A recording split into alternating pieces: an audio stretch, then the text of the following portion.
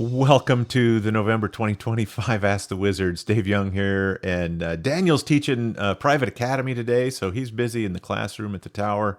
Paul Boomer's off doing client business, but I scrounged up Stephen Semple to hang out with us today and answer a few questions. Stephen is a adjunct faculty at Wizard Academy.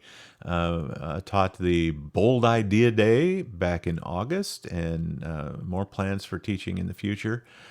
And honestly, this looks like the name of the show should be Two Old Guys with Goatees. Answer questions from people. But I'm glad you could join us, Stephen. Oh, by the way, also Stephen Semple of Empire Builders podcast fame. Yeah, there's somebody else on that This one. is your So this is just opportunity, like a Stephen, podcast. to step in. To say also, and I do it with Dave Young. Yeah. So if you don't listen to the Empire Builders podcast, give it a You search. should. Yeah, It's you fun. We should. talk It's about business awesome. building. Well, let's get right to the questions today. We got 3 questions, and I think almost everybody that asked a question is right here with us. The first one. I think Dave, at this point, they've probably figured out that we have not rehearsed this. Oh no, there's no rehearsing. That's not a thing.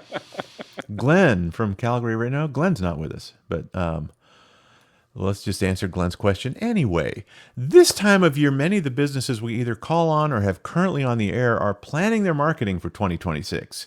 What are the top 3 attributes of radio marketing do you describe to your current clients and prospects to increase their budget allocation for radio, for the year ahead?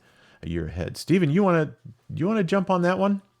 Sure. And I see this as being kind of really 2 questions. Because the first question is, what are the top 3 attributes of radio marketing? And then the next one is about increasing the budget. So I sort of see those as 2, in my mind, 2 separate questions. So the first one, I think that is really the most powerful, is the whole idea, what are the 3 attributes to radio? So when we're talking to a client about doing radio, what are the 3 things? So in my mind, here's the 3. The first one is radio is an amazing medium for being able to build repetition. In other words, you guys can build these campaigns. We're able to reach the same person on a continual, ongoing basis over a long period of time. And a lot, billboard, you can do that with billboards, you can do that with TV.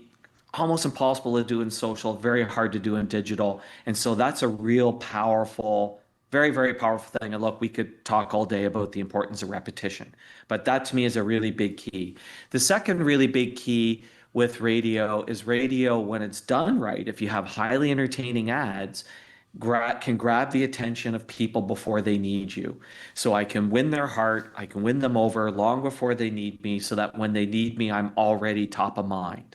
I'm not competing for that top of mind in the moment that the triggers happens that turn them into a customer.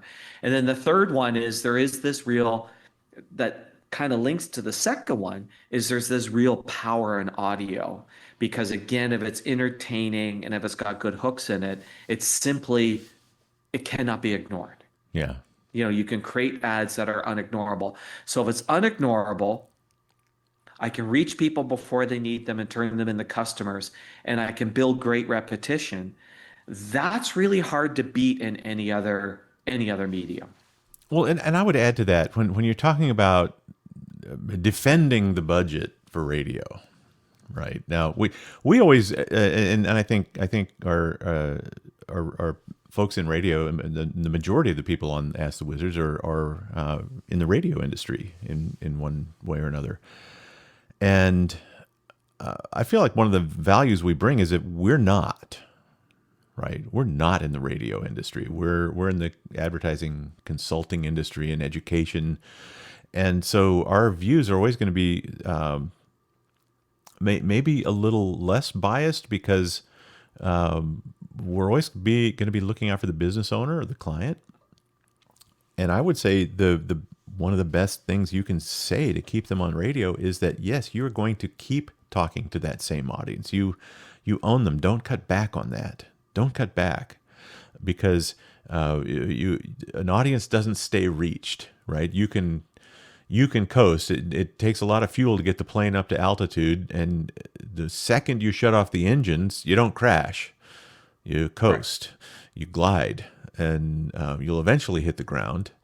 And so if you cut it off altogether, it's not going to happen right away, right? The issue is like if somebody said, "Well, I stopped radio advertising today and or last week, and nothing's happened so far, so obviously it wasn't working." Well, that's not true, and it's just also not true that ad dollars that you spend today are going to you're going to see benefit from them, instantly.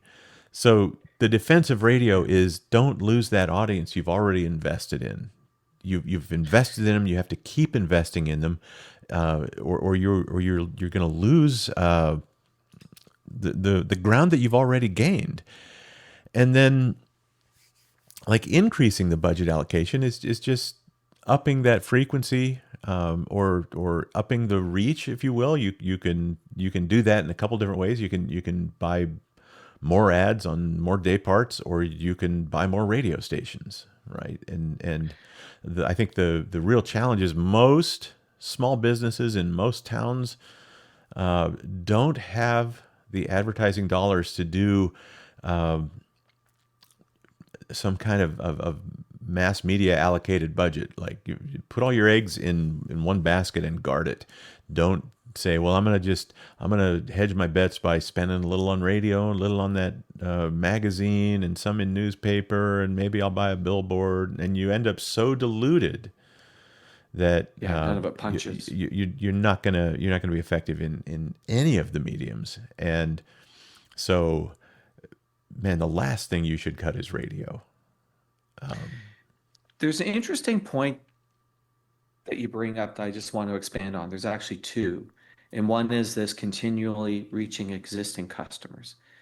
Many businesses come to us and go, well, I want to do a mailer to stay in touch with my old customers. And I go, well, if we've done radio campaigns and that's our primary Hmm. advertising device, and we brought people in through that, and we know because it was our primary advertising advice, we are staying in touch with our existing customer. Radio Yeah. has that secret advantage that we may not need to do that mailer. But the other thing is, what I'm talking to customers about is not increasing the radio budgets this year, although I have a number who are. But my feeling is that I think there's a potential next year for there to be some softening in the economy. And this is the thing I'm talking to customers about. And what I'm preparing them for is is avoiding the temptation of cutting their budget. Yeah. Because here's the secret advantage we get if we maintain our budget when things slow down. Because what the competitors will do is they will cut their budgets, which means me and my customers will get an automatic lift of share of voice Hmm. when everybody else goes a little bit quiet and we maintain. And I'm preparing people for the fact that, look, here's what you're going to see. You're going to start seeing your competitors reducing their spend, potentially cutting back, and we will win by holding our ground. Yeah. That's just math. It literally is just Yeah. you have a higher share of voice by fewer of your competitors being on the air at the same time. Well, I hope that handles Glenn's question. Thanks for sending that in, Glenn. Let's go.